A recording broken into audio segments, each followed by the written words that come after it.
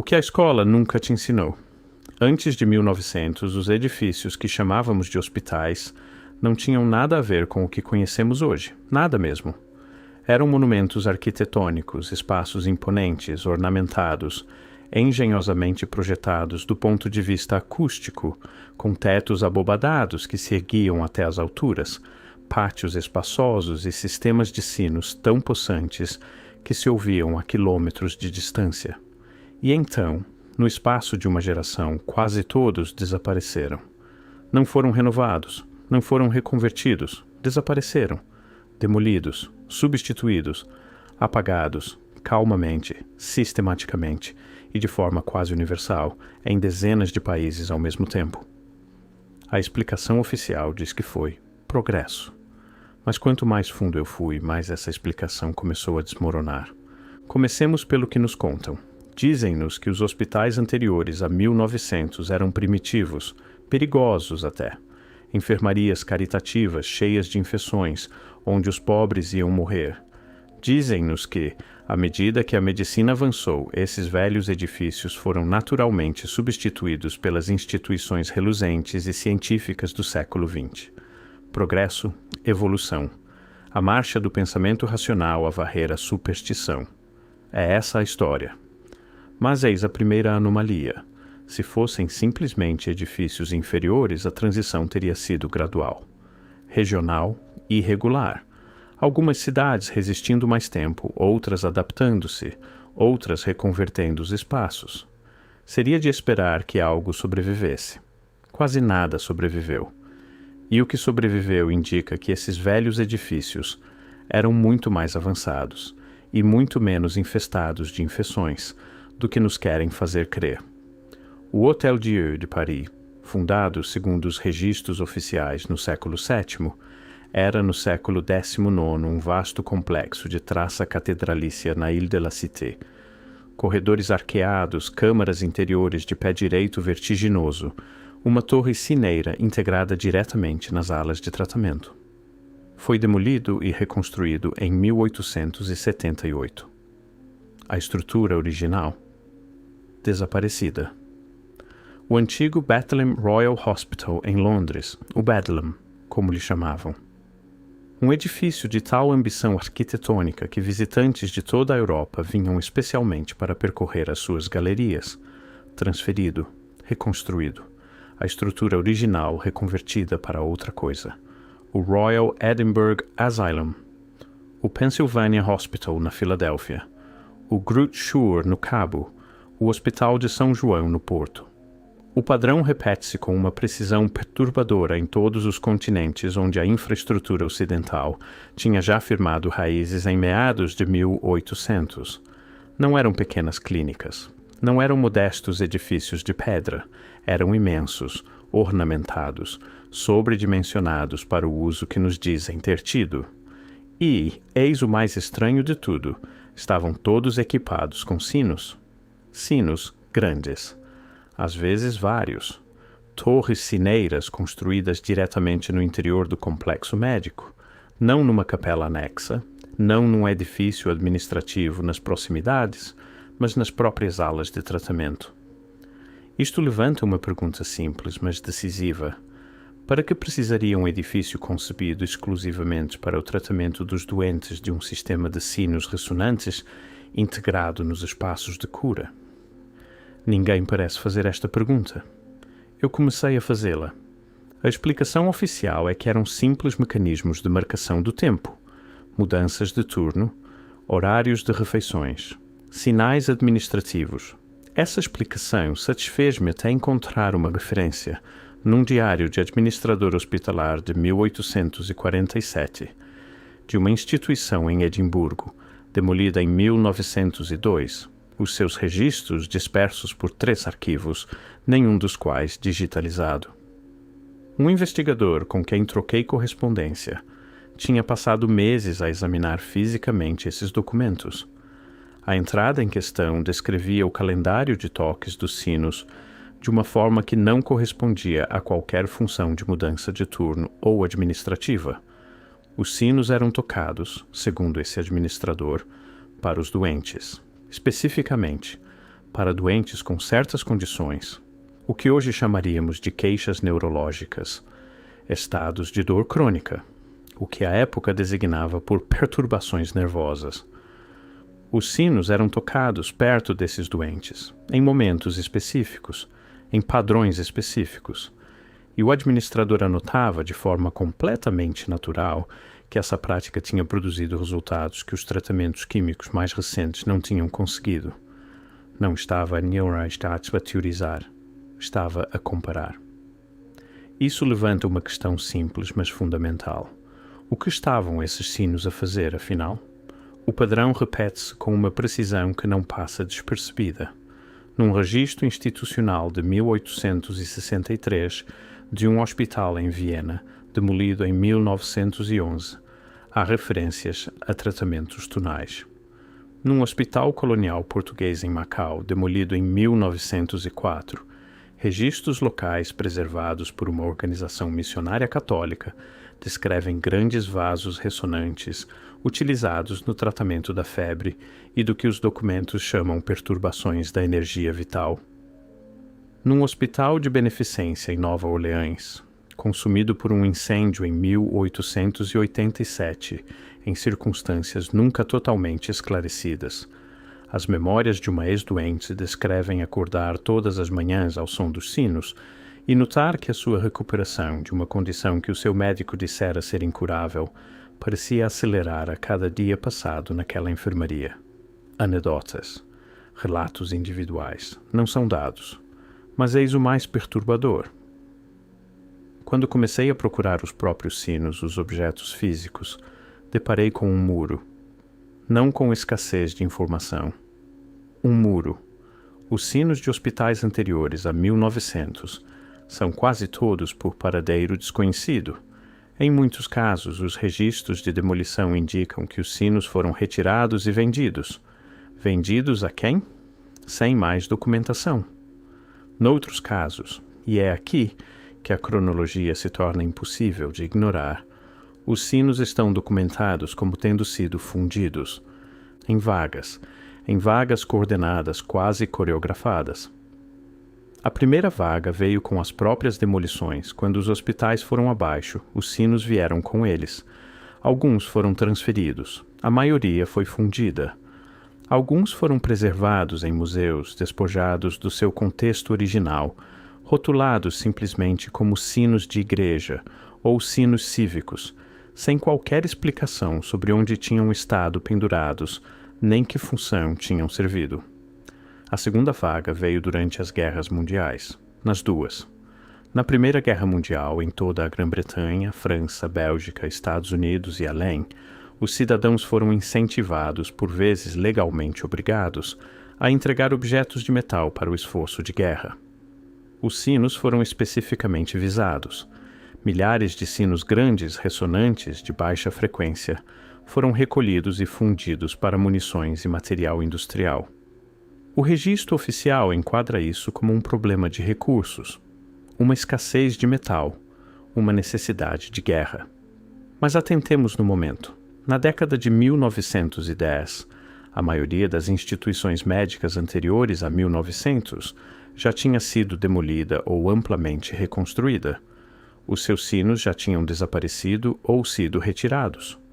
Os sinos que eram recolhidos nas campanhas de sucata de guerra eram sobretudo os que tinham sobrevivido.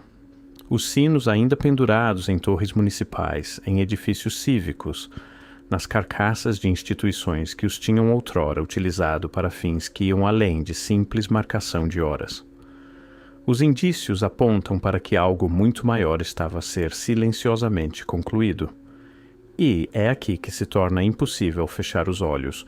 Os investigadores que estudam a medicina de frequências, a terapia acústica e o que alguns chamam de cura por ressonância têm assinalado, repetidamente, que a gama tonal dos grandes sinos pré-industriais corresponde quase exatamente às frequências agora estudadas na terapia experimental do som. Tons graves, sustentados e harmonicamente complexos na gama dos 40 aos 200 Hz. Frequências que parecem, devo dizê-lo assim, ter efeitos mensuráveis na biologia humana. Alguns investigadores defendem que são as mesmas frequências que o corpo usa na reparação celular. Não sou cientista, não estou a fazer afirmações médicas. Estou simplesmente a perguntar: o que sabemos de facto sobre a razão pela qual esses sinos estavam onde estavam? E por que é que a resposta todas as vezes parece ser: não fazemos essa pergunta? Eis o que a história oficial da medicina nos diz. O final do século XIX foi um período de avanço científico acelerado. A teoria dos germes desenvolvida por Pasteur e Koch deu finalmente à medicina uma base racional. Os velhos hospitais, ineficientes, mal ventilados, arquitetonicamente impraticáveis, foram substituídos por instalações modernas construídas segundo uma lógica clínica. Esta é a história oficial, e é em grande medida correta até onde chega o relatório Flexner de 1910 nos Estados Unidos, sendo talvez o exemplo mais bem documentado. Abraham Flexner, um investigador sem grau em medicina, percorreu as faculdades de medicina americanas e produziu um relatório que efetivamente condenou a maioria do ensino médico existente como inadequado.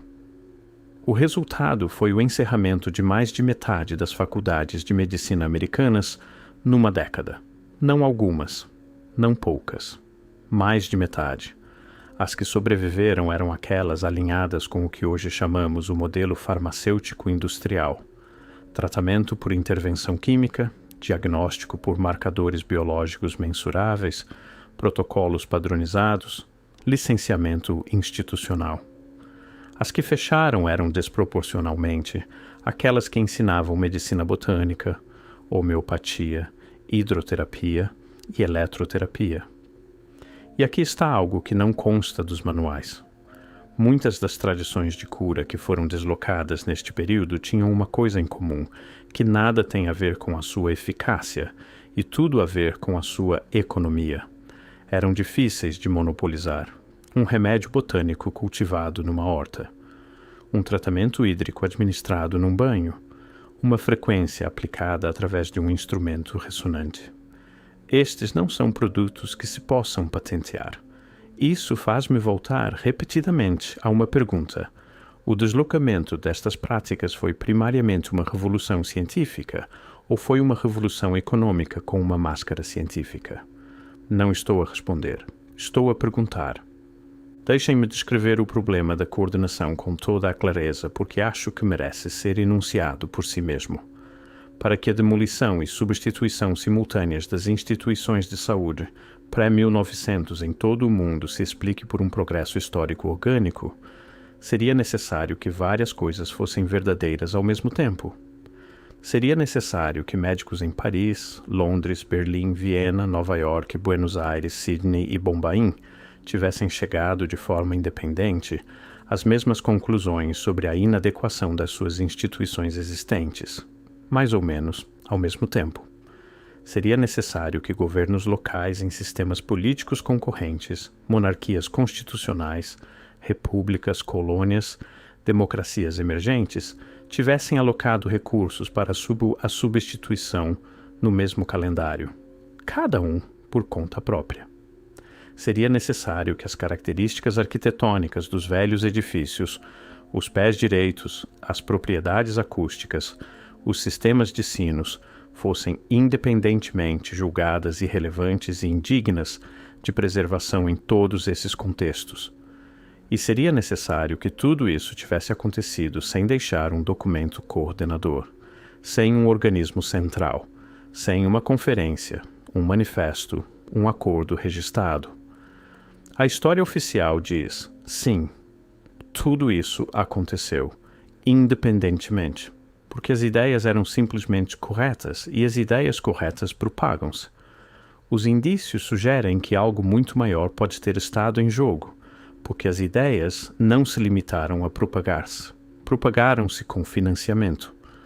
Na América, as instituições que financiaram as novas faculdades de medicina, e havia fundações específicas e identificáveis, algumas das quais existem até hoje, também financiavam a publicação do relatório Flexner, o lobbying para as leis de licenciamento médico, e as primeiras empresas farmacêuticas que iriam abastecer os protocolos de tratamento recém-padronizados. Isto é documentado, não é especulação.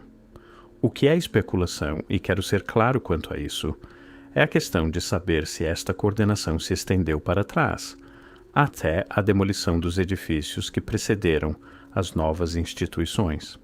Se a remoção dos sinos foi intencional, se o que quer que esses sinos possam ter representado foi compreendido por alguém, algures, como algo que valia a pena eliminar antes que o novo sistema pudesse ser plenamente estabelecido.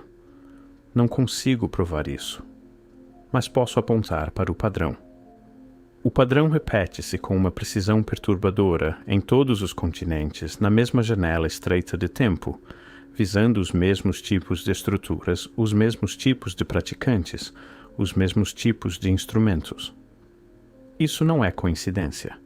As coincidências não têm este tipo de simetria. Detenhamo-nos no que emergiu das ruínas do velho sistema. Os novos hospitais, construídos a partir de cerca de 1890, eram arquitetônica e filosoficamente diferentes num aspecto decisivo.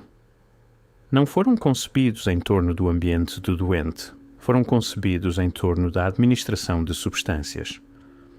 Quero demorar-me nisto um momento, porque acho que nos habituamos tanto a este modelo que deixamos de ver o quanto é estranho.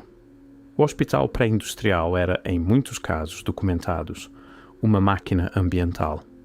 Um edifício concebido para produzir condições específicas: luz, circulação de ar, ressonância acústica, propulsão espacial, que se entendia apoiarem a recuperação. O doente movia-se pelo edifício, o edifício agia sobre o doente. O tratamento era, num sentido significativo, arquitetônico. O hospital pós-1900 é um mecanismo de entrega, um ambiente controlado concebido para administrar substâncias específicas, compostos farmacêuticos, a corpos específicos em intervalos específicos. O edifício é neutro. O fármaco é ativo. Esta não é uma diferença filosófica subtil. É uma inversão completa do modelo terapêutico. E eis o mais perturbador. As substâncias introduzidas através deste novo sistema nem sempre eram o que afirmavam ser. A heroína, notória pelas suas propriedades viciantes, foi comercializada pela Bayer, legalmente, como supressor de tosse para doentes mais jovens desde 1898 até o início do século XX. Isto não é história contestada. É documentado. A cocaína foi amplamente prescrita e comercialmente distribuída em contextos médicos durante todo o período de transição. Compostos de rádio foram vendidos ao público como tônicos de saúde até aos anos 1930, com aval institucional. O tabaco era recomendado por médicos como tratamento para condições respiratórias. A lobotomia foi galardoada com um prêmio Nobel. Os indícios apontam para algo muito maior do que erros individuais de julgamento médico. O que foi construído foi um sistema concebido não em torno da recuperação do doente como produto primário, mas em torno da administração de substâncias reguladas, produzidas comercialmente e institucionalmente sancionadas como mecanismo primário. E porque o sistema era global, porque a coordenação tinha acontecido, não havia, no início do século XX, infraestrutura alternativa a que recorrer. Os velhos edifícios tinham desaparecido. As velhas práticas não tinham casa institucional. O conhecimento estava disperso, não documentado, guardado apenas por indivíduos sem estatuto profissional na nova ordem. Isso leva-me a uma pergunta que não consigo responder, mas da qual não me consigo libertar. Será que era isso que se pretendia? E chegamos agora ao território que a maioria dos investigadores evita. O território onde as provas se tornam mais difíceis de verificar, onde as afirmações se tornam mais contestadas, onde a resposta oficial deixa de ser de mero desprezo e passa a ser algo que parece, na sua uniformidade, quase desconforto. Tartária. Não vou dizer-vos que a Tartária era uma civilização específica com uma capital e uma bandeira. Não vou fazer essa afirmação. O que vou fazer é pedir-vos que considerem um conjunto de observações que se acumularam, não de fontes marginais, mas de historiadores de arquitetura, de arqueólogos comparativos, de investigadores que trabalham nas margens do que é academicamente permitido e que se perguntem se essas observações tomadas em conjunto sugerem algo que a história oficial do século XIX não explicou cabalmente. Há edifícios que hoje se erguem em cidades de toda a Europa, América do Norte e além, que parecem arquitetonicamente ser mais antigos do que as suas datas de construção documentadas. Edifícios com propriedades acústicas que excedem qualquer explicação prática à luz do uso declarado. Edifícios com níveis de subsolo documentados nos projetos originais, mas descritos nos registros municipais como tendo sido aterrados durante obras de infraestrutura do início do século XX. Edifícios que aparecem nas mais antigas fotografias disponíveis, já envelhecidos, já desgastados, de formas inconsistentes com a sua alegada construção recente. Os hospitais da era pré-1900 encaixam neste padrão. Quanto mais fundo fui nos registros arquitetônicos das instituições médicas demolidas do século XIX, mais frequentemente me deparei com o que só posso descrever como um problema de documentação. Edifícios para os quais temos registros de funcionamento, admissões de doentes, listas de pessoal, faturas de fornecimentos, mas nenhum registro de construção. Sem documentos fundadores, sem plantas arquitetônicas. Edifícios que simplesmente aparecem nos registros municipais em pleno funcionamento, sem que haja um momento documentado de terem sido construídos. O que significa isso? Não sei. Genuinamente, não sei. Mas sei que os edifícios demolidos na janela de 1880 a 1910 não eram meramente antigos, em muitos casos.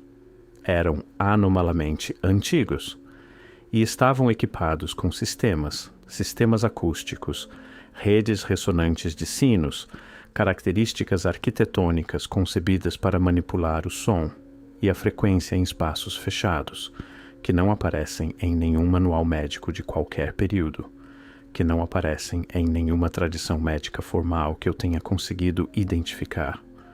O que levanta a possibilidade, não a certeza, não a prova, mas a possibilidade genuína e incômoda de que estes edifícios não foram construídos pela civilização que os demoliu, que foram herdados, e que o que foi apagado na vaga de demolições do final do século XIX não foi meramente um estilo mais antigo de arquitetura médica, mas os últimos vestígios físicos de uma tradição técnica e filosófica anterior, que compreendia algo sobre a relação entre frequência, ressonância, o ambiente construído e a saúde humana, que nós hoje não compreendemos, que nunca nos deram as ferramentas para compreender, que o sistema construído para o substituir foi construído, em parte, para garantir que não fôssemos à procura. O silêncio era ensurdecedor. Quero deixar-vos com algumas perguntas, não respostas. Perguntas: por que é que a transição arquitetônica da infraestrutura médica mundial aconteceu sem um debate documentado? Por que é que o registro simplesmente para e recomeça de forma diferente, sem que haja nenhum argumento aparente a separar as duas tradições? Por que é que os sinos foram especificamente visados? Por que é que a gama de frequências dos grandes sinos pré-industriais está tão consistentemente alinhada com as gamas agora estudadas na medicina acústica? E por que é que a história convencional da medicina mostra quase nenhuma curiosidade perante este alinhamento? Por que é que a mesma janela de demolição, 1880 a 1910, aparece em todos os continentes, em todos os sistemas políticos, em todas as línguas, simultaneamente? Quem tinha o alcance para fazer isso acontecer? E por que é que nenhum historiador fez desta coordenação o tema de um estudo abrangente? Por que é que tantos destes edifícios não tinham registros de construção?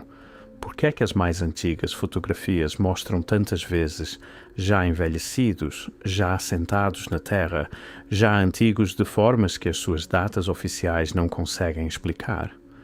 E por que é que, Quando se começa a puxar qualquer um destes fios, se acaba por chegar sempre ao mesmo momento.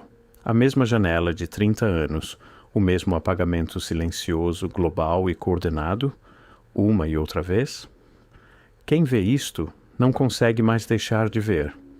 Os velhos hospitais desapareceram. Os sinos foram fundidos. As práticas que albergavam não foram documentadas. O conhecimento que incorporavam, se existia, se era real, se era algo mais do que nos disseram, está disperso, fragmentado, guardado em pedaços por investigadores que trabalham isoladamente, encontrando-se lentamente, fazendo as mesmas perguntas. Não o que se perdeu, não quando, não sequer como. Mas por que razão alguém precisava que desaparecesse?